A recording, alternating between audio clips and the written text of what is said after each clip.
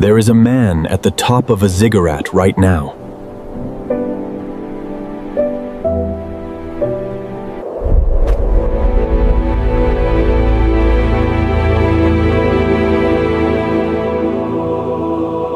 He is building something.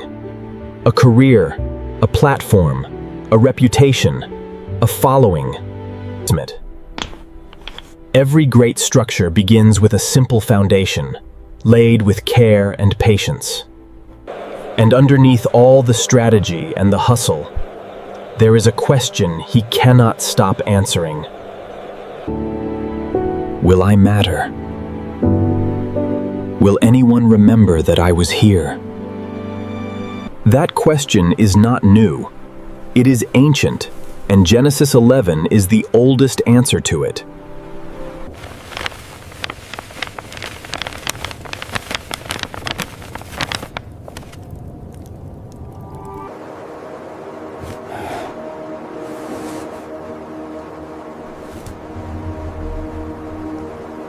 You can manufacture one, or God can give you one.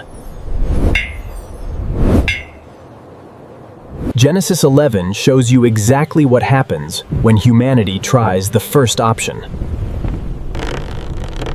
followed by a genealogy that quietly demonstrates the second. The spine of this whole chapter, the thing the narrator wants you to feel, is this. The people of Babel said, "Let us make a name for ourselves." And 6 verses later, the text transitions to a genealogy that ends with a man named Abram, about whom God is about to say something that lands like thunder. I will make your name great. 2 chapters, 2 names, 2 completely different hands holding the pen.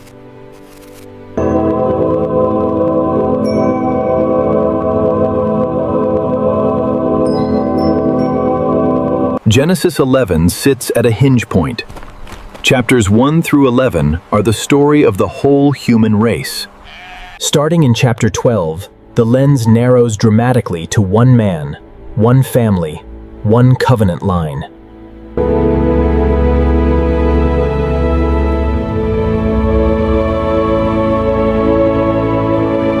It is where humanity's story as a whole gives way to Israel's story, which is ultimately Christ's story. The setting is the plain of Shinar, what we now know as Mesopotamia, the region of modern-day Iraq. Scholars have long connected the ziggurats described here with the great stepped temples of ancient Babylon. Massive, multi-story tower structures built as thresholds between earth and the heavens. Herodotus, the Greek historian, claimed he had actually seen the Tower of Babel still standing in his day. The Babylonians called their own great ziggurat Etemenanki, which in Sumerian means Temple of the Foundation of Heaven and Earth. That name matters because the builders of Genesis 11 were making exactly that kind of claim for their project. And they had one advantage the builders of every previous generation lacked. They all spoke the same language. The Hebrew in verse 1 is striking. The whole earth was of one Safa. Safa literally means lip. Not just language in the abstract, but the physical instrument of speech. The whole earth had one lip. And then verse 1 adds another phrase, one devarim, one set of words, or more literally, one set of things said. Not just shared vocabulary, but shared meaning. Complete and total shared understanding.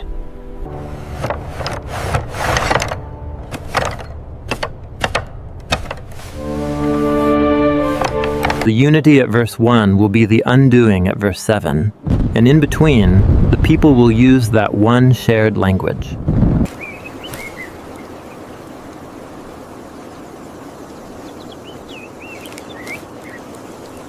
Shem, that word, a name, a reputation, a self.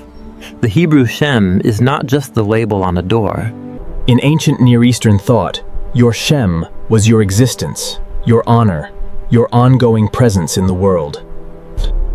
The temple in Jerusalem was said to house God's Shem, his name, his very self. To have a name was to be real, to be counted, to endure. And here is the layered joke the narrator has buried in this story. The genealogy that follows in the second half of Genesis 11. It's Shem, the son of Noah, whose name is literally the Hebrew word for name.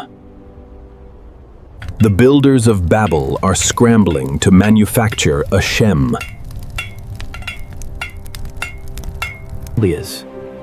And right below them on the page is Shem himself, the ancestor of Abram, the man through whom God... The irony is not accidental. It is architecture. Scholars who study the structure of Genesis 11 verses 1 through 9 have noted that it is written as a chiasm, a literary form common in ancient Hebrew writing, where the structure folds back on itself like a mirror. Here is how the chiasm works in this passage.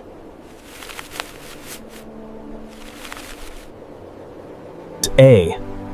The whole earth had one language, verse 1. B.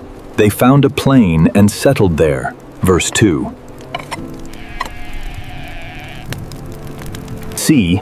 Come, let us make bricks, verse 3. D. Let us make a name, lest we be scattered, verse 4. E. And the Lord came down to see, verse 5, the turning point. D prime, let us go down and confuse their language, verses 6 through 7. C prime, so the Lord confused their language, verse 8. B prime, from there he scattered them, verse 9a. A prime, the Lord confused the language of the whole earth, verse 9b. Everything in this story hinges on verse 5. That is the center, the turning point, the pivot. Think about what the narrator is doing with this. The people have built a tower whose top reaches to the heavens. They have engineered something so magnificent, it will give them divine proximity. And God has to come down to see it. He cannot even see it from where he actually is. The irony is so sharp it nearly cuts. As scholar David Allen observes, this is sarcasm at an architectural level.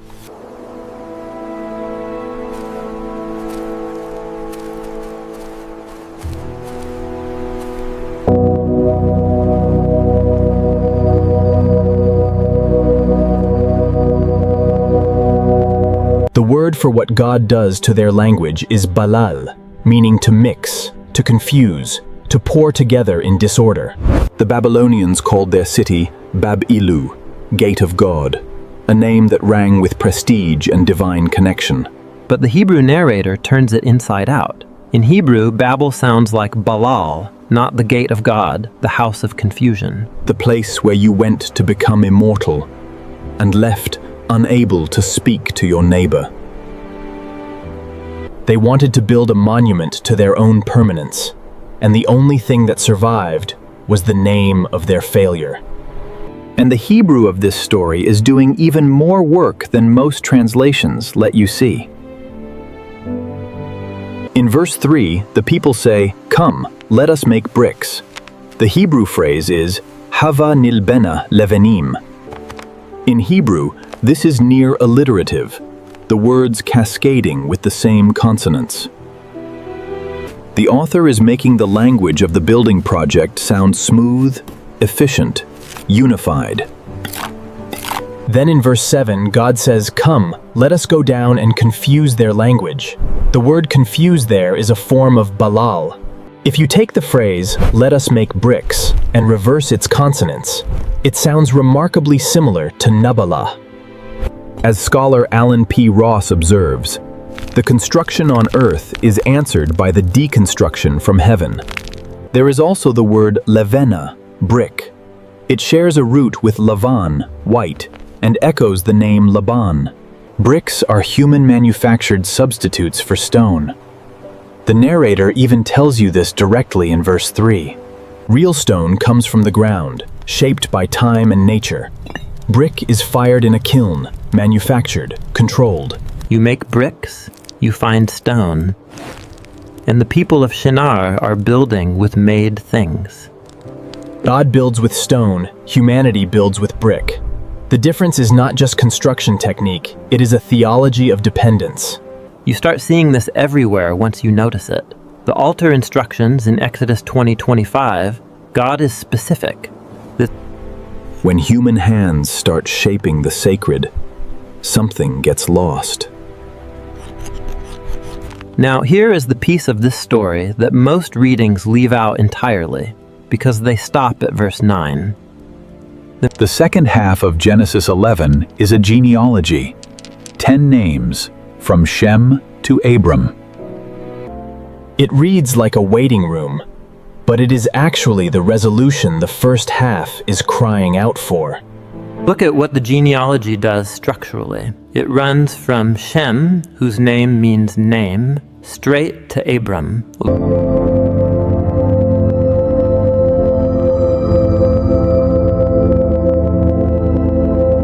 And in that call, God says 5 things he will do. Every single verb has God as the subject, not Abram. And through you, all the families of the earth will be blessed. Genesis 12, verse 3.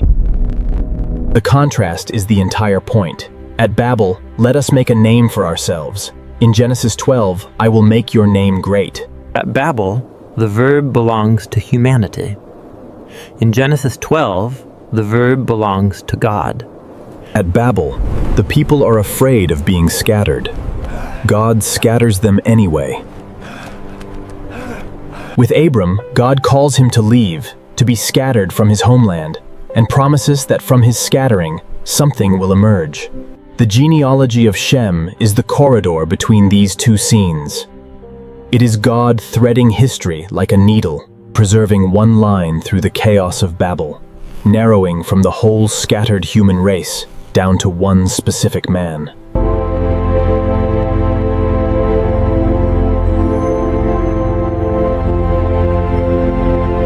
The scattered nations needed to be gathered. They just couldn't do it by building. The people of Babel were not stupid, they were scared, afraid of being scattered, of being forgotten. And they did what frightened people do. They built something they could control, something they could point to and say, "We were here." That impulse to build against our own insignificance hasn't gone away. It just uses different materials now. For instance, Waverly is 34. She runs a small business, creates content, networks obsessively.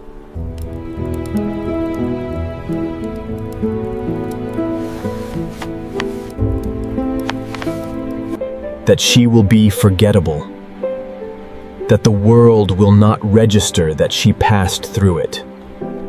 Everything she builds is secretly a tower. Not toward heaven exactly, toward permanence. She is the most hard-working person she knows, and she is exhausted in a way she cannot explain to anyone. The Pentecost account in Acts 2 is the explicit answer to Genesis 11, and the New Testament authors knew it. At Babel, one language becomes many, and the nations scatter. At Pentecost, people of many languages hear the gospel. What God breaks apart in judgment, he reassembles in grace, but not through human engineering.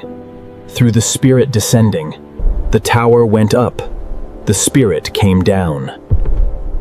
Both movements are vertical.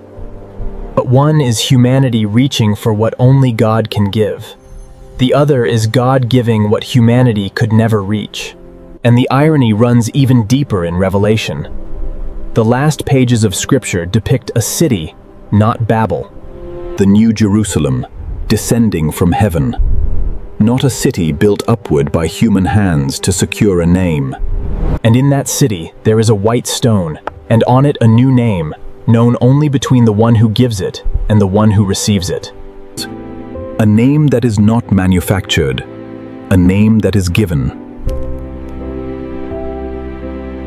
The builders of Babel wanted a name so badly, they constructed the ancient world's greatest monument to get it.